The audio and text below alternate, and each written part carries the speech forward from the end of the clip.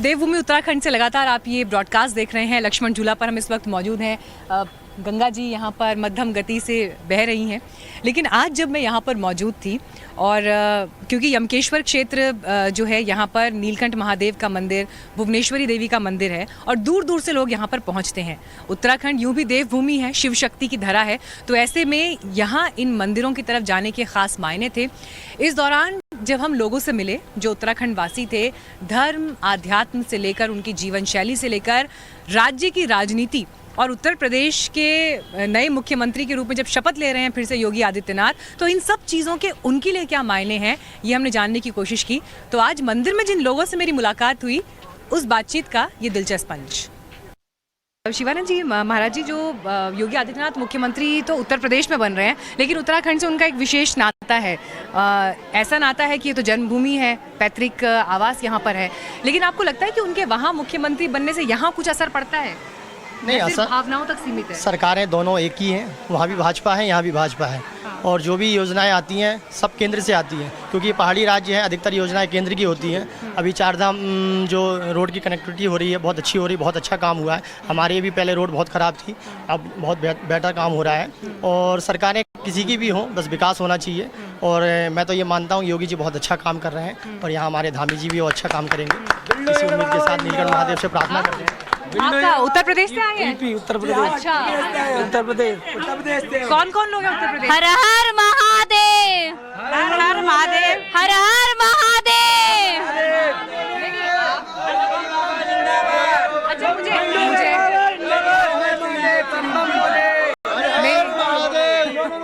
चप्पा चप्पा भाजपा, चप्पा चप्पा भाजपा। आ गई अब तो। मैं ये पूछ रही हूँ उत्तर प्रदेश से कितने लोग आए हैं?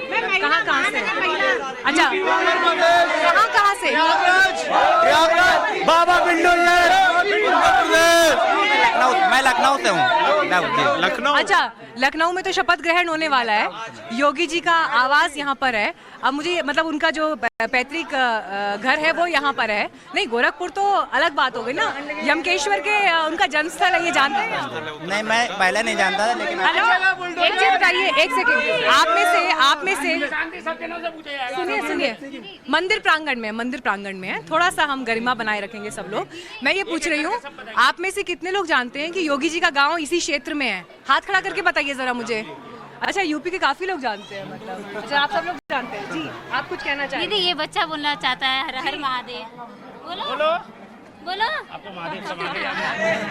मैं यूपी से हूँ और योगी जी शपथ ग्रहण का आमंत्रण। हाँ जी, हमें शपथ ग्रहण का आमंत्रण मिला है। लोगों की बातचीत आपने सुनी, लेकिन देखिए राज्य उत्तराखंड लोगों ने आंदोलन करके हासिल किया है और इसीलिए राज्य के भविष्य को लेकर, विकास को लेकर उनके अपने विचार हैं। नई सरकार जब उन्होंने चुनी है तो एक बार फिर बीजेपी पर भरोसा जताया है, बीजेपी ने एक बार फिर पुष्कर सिंह धामी पर भरोसा जताया और कल वो शपथ लेने वाले हैं। शपथ ग्रहण को लेकर तैयारियां पूरी हैं। देहरादून के परेड ग्राउंड में शपथ ग्रहण का ये कार्यक्रम होगा। प्रधानमंत्री नरेंद्र मोदी, गृहमंत्री अमित शाह पहुंचेंगे, 11 राज्यों के मुख्यमंत्री शामिल होंगे। तो शपथ ग्रहण की तैयारियों को लेकर कल क्या तस्वीर आपको दिखाई देगी, देखिए रिपोर्ट। मैं पुष्कर सिंह धामी ईश्वर की शपथ लेता हूं कि मैं विधि द्वारा स्थापित भारत के संविधान के प्रति सच्ची श्रद्धा और निष्ठा रखूंगा। साफ छवि, शांत स्वभाव, अच्छे प्रशासक, विकास, युवा चेहरा, यही वो गुण हैं, यही वो फैक्टर हैं जिसने खुद की सीट हार चुके पुष्कर धामी को उत्तराखंड का बाजीगर बना दिया। सीएम की रेस में उत्तराखंड बीजेपी के कई दिग्गज थे, लेकिन शीर्ष नेतृत्व ने धामी पर ही भरोसा जताया। ऐसा राज्य बनेगा जो हिंदुस्तान का श्रेष्ठ राज्य होगा। उस राज्य को जो उत्तराखंड के आंदोलनकारियों ने सोचा था, उसको बनाने के लिए हम संकल्पबद्ध हैं, हम वचनबद्ध हैं कि हम उस दिशा में काम करेंगे, हम आगे बढ़ेंगे और उत्तराखंड के शहीदों के सपनों के अनुरूप उत्तराखंड राज्य को आगे बढ़ाएंगे। अपने इसी प्रण के साथ पुष्कर धामी दूसरी बार सीएम पद की शपथ लेने जा रहे हैं। देहरादून का परेड ग्राउंड इसके लिए तैयार है। हम इस वक्त खड़े हैं परेड ग्राउंड में, जहां से उत्तराखंड के मुख्यमंत्री की शपथ कार्यक्रम की तैयारियां चल रही हैं। युद्ध स्तर पर कार्यक्रम की तैयारी हो रही है। जब से ये अनाउंसमेंट हुआ है कि पुष्कर सिंह धामी होंगे अगले उत्तराखंड के मुख्यमंत्री, जिसके बाद यहां तमाम आला अधिकारियों की फौज आ गई है और एसपीजी ने उस मंच को घेर लिया है और उस जगह को घेर कर डी बना दी गई है और एसपीजी वहां किसी के भी प्रवेश को वर्जित कर दिया गया है। ऐसा माना जा रहा है कि प्रधानमंत्री पुष्कर सिंह धामी के शपथ समारोह में शरीक होंगे और उनके साथ 11 प्रदेशों के 11 मुख्यमंत्री भी शरीक होने जा रहे हैं। ये अपने आप में तब और ऐतिहासिक हो जाता है जब उत्तराखंड के में पहली बार किसी सरकार ने दोबारा से रिपीट किया हो। पुष्कर सिंह धामी सिर्फ अकेले नहीं बल्कि अपने 10 मंत्रियों के साथ शपथ लेंगे। सुबोध उनियाल, धन सिंह रावत, ऋतु खंडूरी, शिव अरोड़ा, चंदन रामदास, विनोद, मुन्ना चौहान, शैला रानी रावत, विनोद कंडारी, प्रदीप बत्रा, ये वो 10 लोग हैं जो उत्तराखंड में मंत्री बन सकते हैं। उत्तराखंड की कमान एक बार फिर 46 साल के युवा पुष्कर धामी के हाथ में है। धामी की एक ताकत ये भी है कि वो युवा हैं, क्योंकि पिछले कुछ सालों में देश की सत्ता और सियासत युवाओं पर एतबार करती दिख रही है, चाहे वो धामी हो या फिर यूपी के मुख्यमंत्री योगी आदित्यनाथ, अरुणाचल के सीएम पेमा खांडू, आंध्र प्रदेश के मुख्यमंत्री जगन मोहन रेड्डी, गोवा के सीएम प्रमोद सावंत, झारखंड के मुख्यमंत्री हेमंत सोरेन और पंजाब के सीएम भगवंत सिंह मान। ये सभी 50 साल से कम उम्र के हैं। राज्यों की सत्ता तो युवाओं के हाथ में जाती दिख रही है, लेकिन देश की सबसे बड़ी पंचायत यानी संसद में अब भी 50 साल के ऊपर के नेताओं की भीड़ है। राज्यसभा में 30 से 50 साल तक के सिर्फ 27 सांसद हैं। लोकसभा में 25 से 50 साल तक के 144 सांसद हैं। यह हाल तब है जब देश में 15 से 49 साल की आबादी करीब 75 करोड़ है। ऐसे में सियासत का युवा होना जरूरी है। राजनीतिक में सुधार यही युवा पीढ़ी ला सकती है। अभिषेक Sinha, Dehradun, times now Navbharat.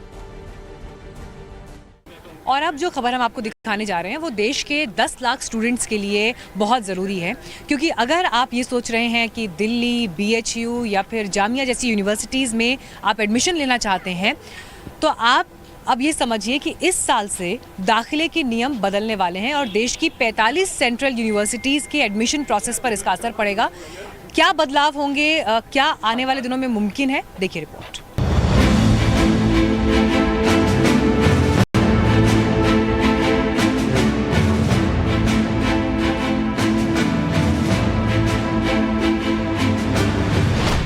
CUET common university entrance test. देश की 45 सेंट्रल यूनिवर्सिटीज में एडमिशन के लिए अब छात्रों को इसी परीक्षा से गुजरना होगा। अब छात्रों को इस बात की टेंशन नहीं होगी कि अच्छे कॉलेज में दाखिले के लिए उसे 12वीं के बोर्ड एग्जाम में 90 या 100% तक स्कोर करना है। यानी अंडर ग्रेजुएट कोर्सेज में दाखिले के लिए कॉलेजों की हाई कट ऑफ लिस्ट अब गुजरे जमाने की बात हो जाएगी। बस 12वीं पास करिए और कॉमन एंट्रेंस टेस्ट दीजिए। टेस्ट के बाद नेशनल टेस्टिंग एजेंसी यानी NTA एक मेरिट लिस्ट तैयार करेगी। इस लिस्ट के आधार पर ही किसी भी सेंट्रल यूनिवर्सिटी में दाखिला मिल सकेगा।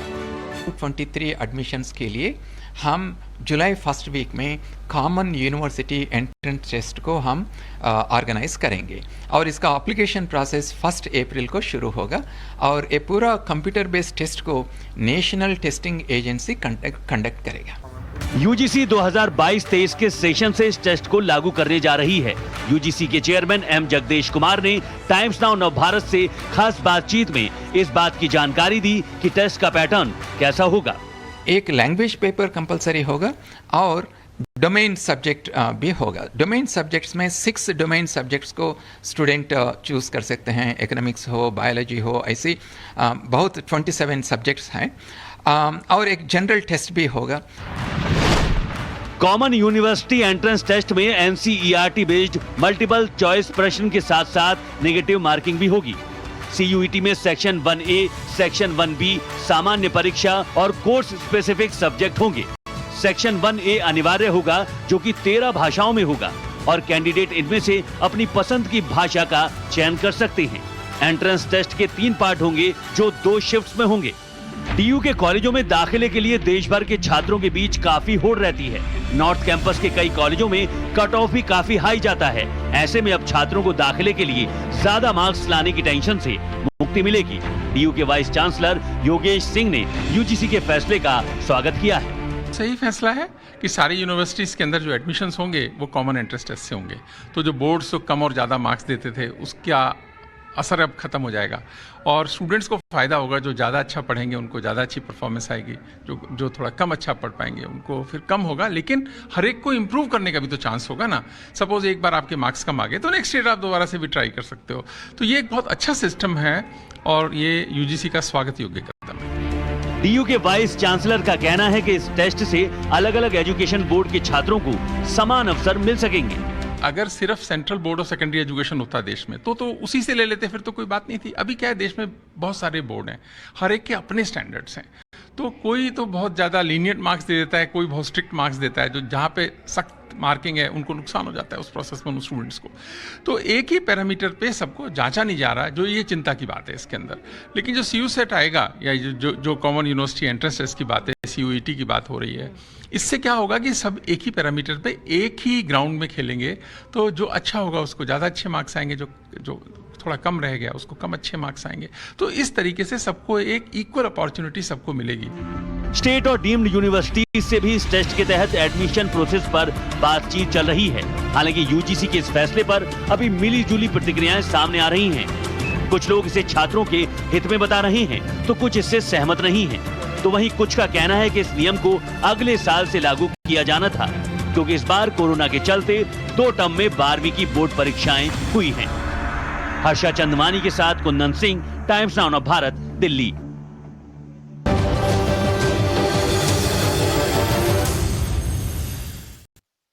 यूजीसी के नियमों में बदलाव से 10 लाख स्टूडेंट्स ऐसे हैं जो प्रभावित होंगे और इसीलिए एक क्यूरियोसिटी भी है, जहन में कई सवाल भी हैं, कई फीडबैक भी हैं।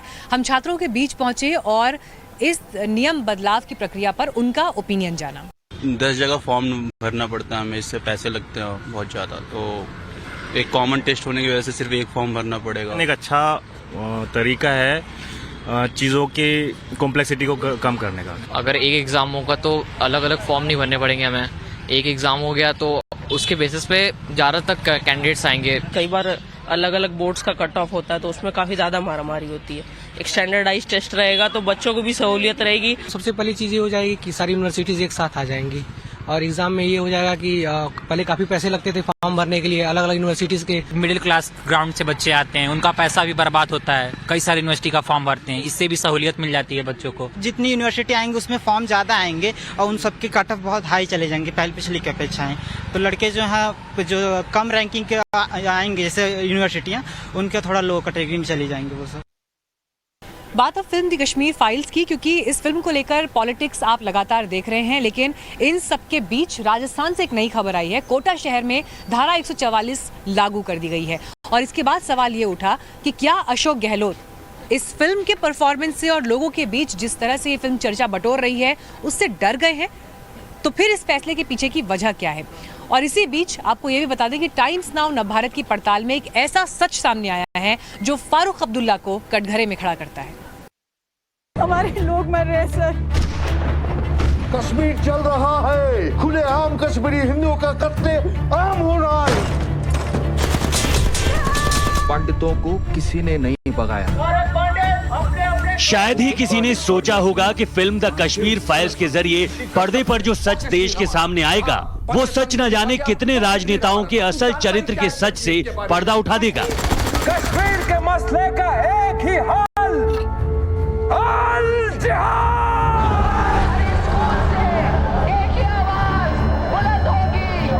इस मूवी के बाद कश्मीरी पंडितों के पलायन पर जैसे जैसे देश में चर्चा तेज हो रही है, वैसे वैसे कई राजनीतिक दलों की चिंता बढ़ने लगी है। कश्मीर फाइल्स खुलने के बाद सबसे ज्यादा परेशान कांग्रेस है। राजस्थान में कांग्रेस की गहलोत सरकार ने कानून की आड़ लेकर सच पर पर्दा डालने की कोशिश की। कोटा शहर में फिल्म के प्रदर्शन के दौरान धारा 144 लागू कर दी। कश्मीर फिल्म को लेकर धारा 144 कोटा में लागू है। वहीं महिलाएं आज प्रदर्शन करने जा रही थी, उनको रोकने के लिए धारा 144 लगा दी गई और ये बताया जा रहा है कि कश्मीर फिल्म से सद्भाव बिगड़ता है, इसलिए 144 लगाई जा रही है। राज्य सरकार के इस फैसले के खिलाफ महिलाएं सड़क पर प्रदर्शन के लिए उतर आईं और बीजेपी ने भी गहलोत सरकार को आड़े हाथों लिया। पूरा खुलासा कर रहे हैं कश्मीर फाइल्स का, तो इसमें धारीवाल जी क्यों रोक लगा रहे हैं? नारी के अधिकार के लिए आए हैं यहाँ पे। नारी जिंदाबाद, नारीवाद जिंदाबाद। दबाने की तो कोशिश हो रही है ना, एज यूजुअली आपको भी दिखाई दे ही रहा होगा क्या दबाने की कोशिश की जा रही है। फिल्म पर प्रतिबंध नहीं लगा पा रहे हैं या फिल्म को जनता के बीच जो सराहना मिल रही है उसको देखकर बौखलाए हुए हैं, इसीलिए जनता ही फिल्म तक ना पहुंच पाए, इसलिए 144 धारा लगाकर राजस्थान में कोटा में लोगों को इस फिल्म को देखने से रोकने की कोशिश कांग्रेस पार्टी की सरकार कर रही है। पुलिस की दलील है कि माहौल खराब ना हो, इसके लिए ये कदम उठाया गया है। द कश्मीर फाइल्स को लेके जिस तरह का भ्रामक प्रचार हो रहा है, वो निषेधाज्ञा में उसकी इस तरह की कोई मंशा व्यक्त नहीं की गई है। निषेधाज्ञा में ये कहा गया है कि कश्मीर फिल्म से उपजे हालात के मद्देनजर उसमें न तो फिल्म पर प्रदर्शन पर रोक लगाई गई है। राजस्थान सरकार ने सच उजागर होने के डर से कानून का सहारा लिया तो महाराष्ट्र के अमरावती शहर में फिल्म पर दो गुटों में टकराव हो गया। दो गुटों के बीच जमकर मारपीट हुई। एक तरफ कांग्रेस सच को दबाने की कोशिश में जुटी है, दूसरी तरफ कश्मीरी पंडितों के पलायन पर टाइम्स नाउ नवभारत नए खुलासे कर रहा है। हमारे हाथ एक ऐसा दस्तावेज लगा है जिससे जम्मू कश्मीर के पूर्व मुख्यमंत्री फारूक अब्दुल्ला सवालों के घेरे में हैं। फारूक के सीएम रहते 1997 में प्रवासियों की संपत्ति को लेकर एक कानून लाया गया। 1997 के कानून का ये दस्तावेज बताता है कि कैसे तत्कालीन सीएम फारूक अब्दुल्ला ने प्रवासियों की पहचान की और उनकी संपत्ति से जुड़ा कानून बनाया। इस कानून के तहत उनको प्रवासी माना गया जिन्होंने 1 नवंबर 1989 के बाद जम्मू कश्मीर से पलायन किया था। प्रवासियों की स्थायी संपत्ति से जुड़ा ये कानून उस वक्त लागू हुआ जब फारूक मुख्यमंत्री थे।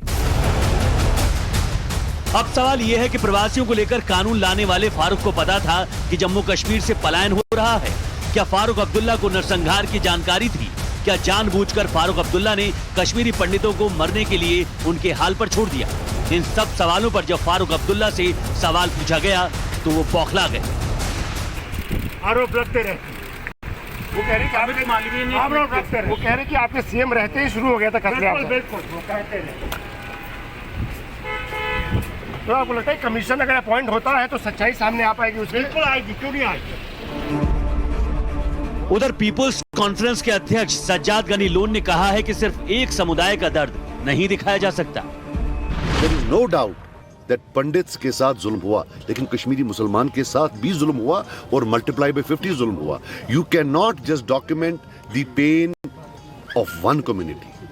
We are all in it together.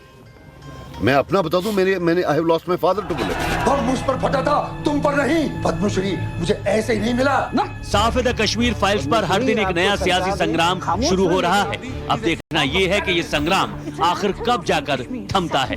Kota से भंवर पुष्पेंद्र के साथ Kundan Singh, times now Navbharat, Delhi. Charges लगाए जाएंगे तो ये सताए हुए लोग गंजी उठाएंगे सर। कश्मीरी पंडितों ने तो कभी कोई।